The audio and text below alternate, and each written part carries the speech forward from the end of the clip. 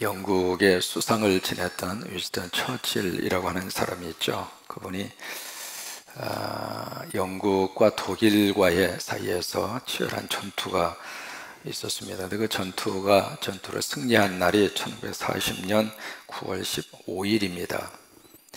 그 날을 가리켜서 위스턴 처칠이 그 이야기합니다. 우리 민족의 역사에 있어서 최고의 절정의 날이었다. 그렇게 묘사를 합니다.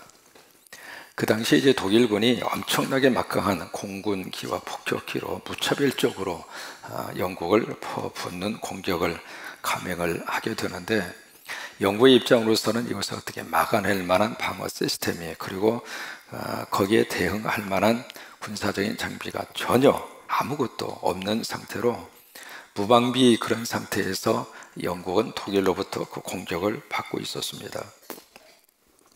그래서 이제 마지막 독일군이 조금만 더 공격하면 이 전쟁에서 승리를 거둘 바로 그 목전에 둔 바로 그 절명의 그 순간에 참 묘하게도 이 독일 그 군의 공군과 이 폭격기가 아무런 이유 없이 공격을 중단하고 후퇴를 합니다.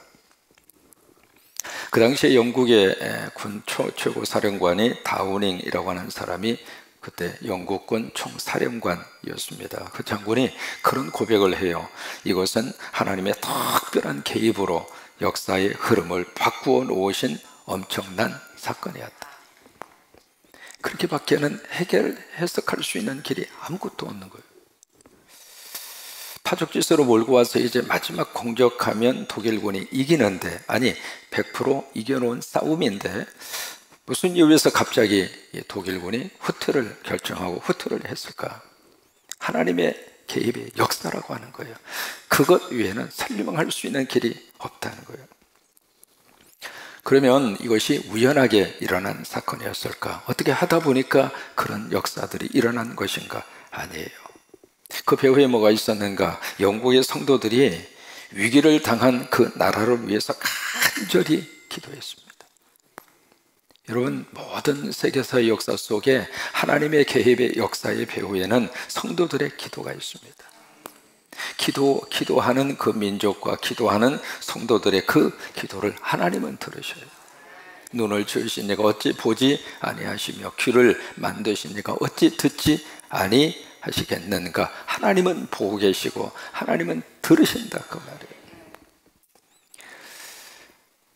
그때 독일 공격이 극에 달했을 때 영국에 있는 성도들은 새벽에 모여서 기도하고, 점심에 모여서 기도하고, 저녁에 모여서 기도하고, 그 간절히 뜨겁게 기도한 그 기도를 하나님께서 받으시고 기도의 응답으로 독일군의 마음을 하나님이 바꾸어 주신 거예요. 사람의 마음을 움직일 수 있는 분은 하나님밖에 없습니다. 사람의 마음은 참 묘합니다. 자기가 자기 마음을 자기 마음대로 못합니다. 그래서 이제 그런 말로 하잖아요. 내 마음 나도 몰라. 나도 모르는데 남이 어떻게 알아줘요? 그러니까 남이 내 마음 모른다고 속상할 필요 없어요. 왜? 나도 내 마음을 모르고 살고 있는데. 근데 그 마음을 이렇게 바꿔줄 수 있는 사람은 사람이 아니에요. 억압한다고 해서 마음을 바꿉니까? 회초리로 두들겨 팬다고 해서 마음을 바꿉니까? 아니잖아요. 그 마음을 좋은 쪽으로 바꿔줄 수 있는 분은 성령님밖에 안 계세요. 하나님의 영이 그 속에 들어와서 그 생각을 하나님께서 바꿔주셔야 되고, 그래야 그를 통해서 하나님의 역사가 나타나게 되는데, 그 일을 누가 하게 하시는가? 하나님이 하신다. 이제 한 4일 정도 남았죠. 6일 뒤에 싱가포르 회담을 위해서 간절히 기도할 때 하나님이 움직이시고 하나님이 역사해 주시게 될 줄로 믿습니다. 주여, 북미 회담을 통해서 한반도의 평화가 정착되게 하여 주시옵소서. 옛날처럼 조금 하다가 다시 또 과거로 되돌아가고 그런 반복되는 그런 역사가 아니라, 이번의 역사는 새로운 역사가 쓰여져 갈 수 있도록 그런 느낌이 옵니다. 또 그렇게 하도록 우리가 간절히 기도해서 말 그대로 하나님의 거룩한 역사가 이 땅 위에 살림의 꽃으로 피어나도록, 북한에 무너진 그곳에 십자가를 하나님이 세울 수 있도록 함께 며칠 동안 더 간절히 기도하는 저와 여러분이 될 수 있게 되기를 바랍니다. 오늘 함께 읽은 말씀 가운데 우리가 그 25절에 보시면 같이 한번 고백하실까요? 구제를 좋아하는 자는 풍족하여 질 것이요 남을 윤택하게 하는 자는 자기도 윤택하여 지리라. 지금 이 구절이 어린이집에 가서 이제 예배를 드릴 때 그 아이들이 그 조그마한 지갑에다가 각자 이렇게 헌금을 가지고 옵니다. 그 헌금을 가지고 와서 거기에 쯔다카라고 하는 헌금을 바치거든요. 그 쯔다카라고 하는 히브리 말이 구제 헌금이에요. 우리가 이제 복지 구제 헌금을 이렇게 바치는 것처럼 어린이집 조그마한 그 아이들이 정성스럽게 다 준비해서 그 시간에는 쯔다카 헌금을 못 바칠 수가 없어요. 왜? 일렬로 서가지고 다 나와서 바치니까. 만약에 아이 가운데 이제 준비하지 못한 아이가 있으면 선생님이 지혜롭게 쯔다카 헌금을 약간 이렇게 보조해 주는 것 같기도 하고 그래요. 아무튼 준비를 해서 일렬로 쫙 서서 이렇게 헌금을 하도록 아이들에게 헌금의 정신을 아예 어렸을 때부터 철저히 가르치고 있는. 지난번 말씀드렸죠. 헌금은 선택이 아니에요. 하나님 앞에 작든 크든 내가 하나님 앞에 정성을 바치는 것이고 하나님께서 허락하신 내 삶에 대한 감사의 표현으로 물질을 바치는 것이기 때문에 많이 있다고 그래서 바치고 없다고 그래서 안 바치고 헌금은 그런 게 아니라고 하는 거예요. 내 마음을 드리는데 그 마음이 물질로 표현되는 게 헌금이잖아요. 그래서 헌금, 하나님 앞에 내 물질을 바치는 그 시간이기 때문에 그것은 누구든지 다 해야 되고 그리고 당연히 하나님이 그것을 우리에게 요구하시는 거예요. 그래서 아이들에게 그 헌금 정신을 가르치는데 그것도 참 잘한 거라고 생각해요. 일렬로 쫙 서서 우리도 헌금을 그렇게 할까? 그래서 이제 그 쯔다카 헌금을 하는데 그 헌금을 할 때 부르는 찬송이 있어요. 그 찬송이 바로 잠언 11장 25절입니다. 이 찬송을 부르면서 쯔다카 헌금을 하는 거예요. 그래서 25절을 보시면 구제를 좋아하는 자 어떻게 해요? 풍족하여질 것이다. 참 기가 막힌 하나님의 축복이죠. 남의 힘들고 어려울 때 그에게 뭔가 물질적으로 도움을 주고 내 마음을 주고 그러면 그게 없어지는 것이 아니라 오히려 내 삶이 어떻게 져요? 풍성해진단 말이에요. 구제는 내 호주머니가 내 주머니가 내 지갑 사정이 점점 줄어드는 것이 아니라 오히려 내 지갑에서 나간 그 물질이 내 지갑을 더 풍성하게 해주는 것이 구제라고 하는 거예요. 그러면서 남을 윤택하게 하는 자는 자기도 어떻게 돼요? 윤택하여져. 여기 윤택이라고 하는 말이 영어로 리프레스라고 하는 말을 씁니다. 다시 새로워진다 그 말이에요. 이게 참 기가 막힌 하나님의 영적 메아리의 법칙입니다. 이쪽에서 뭔가 축복을 딱 이쪽에서 선포하고 축복이 나가면 그것이 나에게 돌아올 때는 그냥 하나로 돌아오는 것이 아니라 메아리의 법칙으로 증폭이 돼서 온다 이 말이에요. 마태 25장에 보시면 예수님이 최후의 심판에 대한 말씀을 쭉 말씀을 하시면서 양과 염소에 대한 말씀을 하시잖아요. 그러면서 우측은 양이 좌측은 염소. 이거 할 때 항상 이 손의 포지션을 조심해야 돼요. 왜냐하면 이쪽을 우측이라고 이쪽을 앉은 분들은 내가 그는 염소야? 이렇게 생각할 수 있는 가능성이 있거든요. 그러니까 항상 이렇게 하고 말해야지. 이쪽은 뭐 이쪽 이렇게 하면 시험 들어요. 그 말씀을 들을 때. 아무튼 예수님이 오른쪽에는 양, 왼쪽에는 염소. 그 영적인 법칙입니다. 그 이제 구별을 하신 다음에 오른쪽에 있는 그 양을 향하여 엄청난 하나님의 축복을 쏟아붓습니다. 너희를 위하여 창세전부터 예비된 그 복된 나라, 그 나라를 너희가 상속해라. 그리고 왼쪽에 있는 염소들에게는 너무 끔찍한 저주를 그들에게 예수님이 말씀을 하세요. 너희는 영원한 형벌 지옥으로 떨어져라. 근데 양쪽에 다 똑같은 반응이 나옵니다. 이 오른쪽에 양으로 불려둔 사람들이 우리가 왜 여기에 와야 합니까? 그 다음에 왼쪽으로 지옥으로 떨어지는 사람들 우리가 뭘 잘못해서 여기에 가야 합니까? 똑같은 반응이 났다. 근데 거기에 대해서 예수님이 6가지 케이스로 쭉 이야기를 해요. 내가 목마를 때, 내가 굶주렸을 때, 내가 헐벗었을 때, 내가 병들었을 때, 내가 나그네 되었을 때, 내가 감옥에 있을 때 6가지 케이스입니다. 그 케이스 6가지를 이야기하시면서 내가 그런 상태 속에 있을 때 그 다음에 오른쪽에 양으로 분류된 사람들은 너희는 나를 돌봐주었어. 그리고 이쪽에 그룹에 있는 사람들에게는 그 6가지 케이스가 있었을 때 너희는 나 돌아보지도 않았어. 그러니까 양쪽이 모두가 다 우리가 언제 주님을 돌봤고 우리가 언제 주님을 돌보지 않았습니까? 그렇게 나오잖아요. 그때 이제 예수님이 하신 말씀이 지극히 작은 자 하나에게 한 것이 곧 나에게 한 것이다, 그 말씀을 하세요. 여러분, 구제는요 참 우리의 삶 속에 하나님의 복을 받을 만한 너무 귀한 하나님의 영적 법칙이에요. 이제 갈릴리하고 사해라고 하는 이스라엘의 2개의 큰 하나의 내륙의 호수가 있잖아요. 하도 크니까 바다라고 부른 것뿐이에요.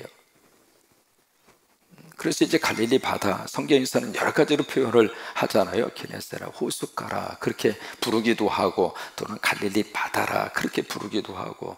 왜냐하면 그 히브리어라고 하는 그 단어 속에 바다, 이 호수라고 하는 단어가 없어요.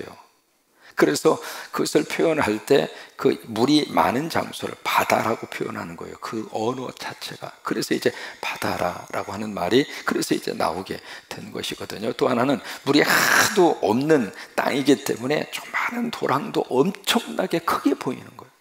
물이 흔한 지역에서는 물이 철철 넘쳐도 흔하다고 생각 안 하거든요. 근데 물이 귀한 장소, 그 나라에서는 작은 물이라 하더라도 크게 보이는 거예요. 그런 의미에서 갈릴리를 우리가 봤을 때는 호수지만은 그들이 봤을 때는 엄청나게 큰 바다예요. 그때 양쪽을 보면은 갈릴리는 엄청나게 풍성하고, 사해는 크기는 갈릴리보다도 5배, 6배, 그 사이즈는 엄청나게 큰데 거기에는 생명체가 살지 못하는 죽음의 바다, 그래서 이름이 사해가 되는 사해.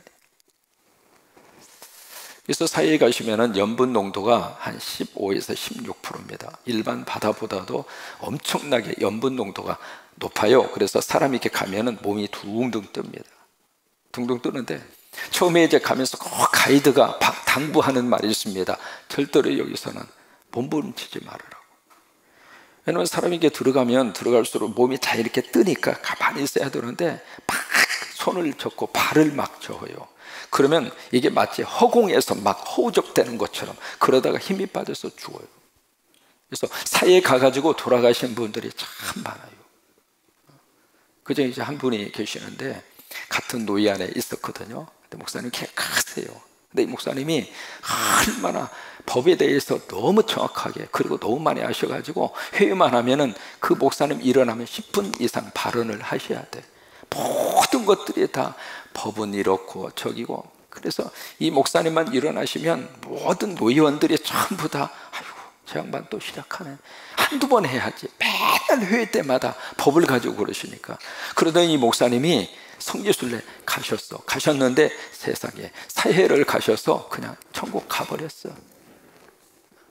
그래가지고 우리 노의원들이, 목사님들이 그런 말을 서로 합니다. 하도 이걸 많이 하시는 목사님이 또 나타나면 성지순례 보내, 특별히 사해 코스를 갔다 오라고 그래. 그걸 꼭 농담처럼 그렇게 이야기합니다만은, 그 사해가요 그렇게 큰 바다임에도 불구하고 사람 생명체가 왜 그럴까? 참 묘한 영적 원리입니다.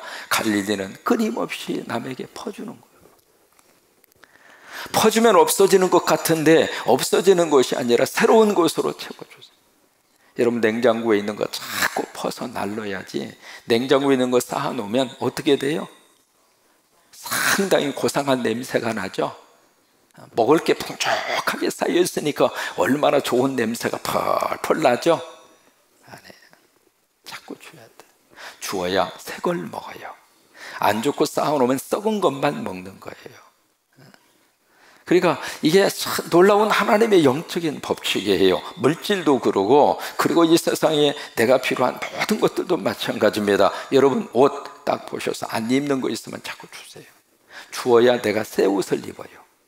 안 주고 놓으면 옛날 거 그대로 그냥 다시 꺼내서 입고 인생 끝나는 거예요. 자꾸. 여기 25절의 말씀대로 구제를 좋아하는 자 풍족하여 질 것이요. 그래요. 교회적으로도 구제를 많이 하는 교회가 하나님의 복이 더 풍족하게 축복하죠. 그러니까 더 많이 세상으로 흘러가야 하나님이 채워주시는 거예요. 그리고 남을 윤택하게 하는 자는 자기도 윤택하여지리라. 이 복이 우리 어린이집뿐만이 아니라 저와 여러분 모두에게도 함께 넘치게 되기를 주의 이름으로 축원합니다. 그러면서 여기에 16절의 말씀에 여자와 남자의 이야기에 대한 이야기를 여기서 하고 있습니다. 유덕한 여자, 존영을 얻고, 존영이라고 하는 것은 명예입니다. 존경, 그것을 존영이라 그렇게 표현을 했고, 덕이 그러니까 유덕한 여자, 그러니까 유덕한 여자는 바로 덕이 있는 여자, 은혜가 충만한 여자, 그리고 지혜가 있는 여자가 유덕한 여자입니다. 그 여자는 뭘 얻는가? 존영을 얻는다 그랬어요. 존영은 칭송을 받는다 그 말이에요. 존경을 받는다 그 말이에요. 그러니까 우리가 예수를 믿으면 참 사람이 어떻게 되는가? 부드러워져야 축복이에요. 전에는 딱딱한 사람이었는데 은혜를 받고 성령을 받으면 좀 부드러워져요. 어디서부터 부드러워지는가? 말부터 좀 부드러워져야 돼. 전에는 그냥 얼마나 싸납백인지 그냥 한번 쏟아 놓으면 그냥 누구도 거기서 어떻게 해볼 수가 없을 정도로 그런 사람이었는데, 이게 교회에 나오고 은혜를 받고 성령을 받으니까 이게 부들부들, 그냥 부들부들. 사람이 그래야 축복이에요. 여자도 그러고 남자도 그래요. 예수 모르기 전에는 그냥 말 한마디를 하더라도 그 말 속에 그냥 막 가시가 들어가서 그랬는데, 이게 예수를 믿으니까 가시가 다 빠지고 나서 그냥 부들부들부들, 이래도 감사 저래도 감사. 그냥 이게 말꼬리가 말이죠, 말꼬리를 살짝 이렇게 올리세요. 그러면 말이 굉장히 부드러워집니다. 아이고 괜찮아 쓰세요. 이게 살짝 이렇게 올리란 말이에요. 그러니까 이게 말이 부드러워지면 사람이 표정도 부드러워지거든요. 그럼 표정이 부드러워지면 얼굴이 달라져요. 지금 옆에 있는 분 보세요. 얼굴이 얼마나 부들부들합니다. 만지지는 말고 보기만 하세요. 만지기에도 두고 아까운 분들이요, 그러니까 보기만 하세요. 지금 얼마나 얼굴이 부들부들. 와, 세상에 그냥 이게 말이죠, 갈대보다도 훨씬 더 부드러워. 살살살살. 그게 은혜 받은 사람의 모습이에요. 은혜 받은 사람. 예수 믿으면 이게 독이 다 빠져나가야 돼. 아멘 하셔야 돼. 성령 받고 예수 믿고 예배 드리면서 세상의 독이 다 빠져나가서 전에는 세상 살면서 그 도끼로 내가 세상을 이겨먹고 살아야 되니까 그런 마음으로 나도 모르게 그런 죄가 있었다면, 은혜 받고 성령 받으니까 하나씩 쏠 다 빠져나가서 그냥 이래도 저래도 그게 좋은 거예요. 그게 좋은 거예요. 무슨 딱 부러지는 것이 좋다, 천만의 말씀. 여러분, 딱 부러지면 자기도 딱 부러져요. 여러분, 거대한 바람이 막 몰아쳐 왔을 때에 이 우람한 나무들은 딱 버텨. 내가 너를 못 이기나 보자. 그런 나무들은 쓰러지는 거예요. 근데 말이죠, 팜추리라고 하는 나무가 있습니다. 길다랗게 생긴 나무거든요. 세상 이 나무, 지난번에 기도원에서 보셨죠? 와, 그분 이걸 어떻게 기가 막히게 하는지. 그 거대한 강풍이 불어와도 그 팜추리 안 무너집니다. 왜 그런 줄 알아요? 그 목사님이 조금 잘못 알고 있는 게 하나 있더라고요. 그 팜추리 나무는 뿌리가 그렇게 깊지 않습니다. 그 뿌리가요. 근데 어떻게 이렇게 저기 하느냐? 그 자체가 섬유질 형태로 돼 있어요. 팜추리가. 그래서 이게 같이 휘어지는 거예요. 이게 바람이 불면 같이 휘어지니까 이게 부러지진 않는 거예요. 뿌리채 뽑히지 않는데, 이게 버티고 서 있으니까 말이죠, 네가 이거 내가 이거 그러다가 자기가 쓰러지는 거예요. 그래서 우리가 은혜 받고 성령 받고 우리 성광교회 교인들은 다 부들부들 말을 하더라도 그냥 막 그게 똑똑한 게 아니라니까요. 그냥 부드러운 사람이 좋아요. 부드러운 사람. 다 성도들은 담임 목사 닮게 돼 있어요. 담임 목사가 얼마나 부드러운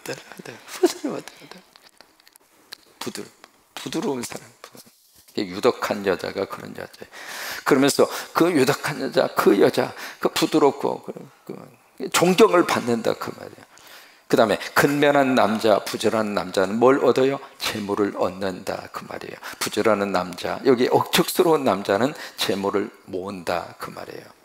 이게 이 가정의 경제 구조 자체가 그 시스템으로 가는 게 하나님의 축복입니다. 뭐냐면 남편을 통해서 물질이 계속 공급되도록, 우리 가정의 물질이 마르지 아니하도록 하나님 우리 남편을 통해서 우리 가정에 물질이 계속 흘러오게 하여 주시옵소서. 그게 하나님의 경제, 가정 경제의 원칙이란 말이에요.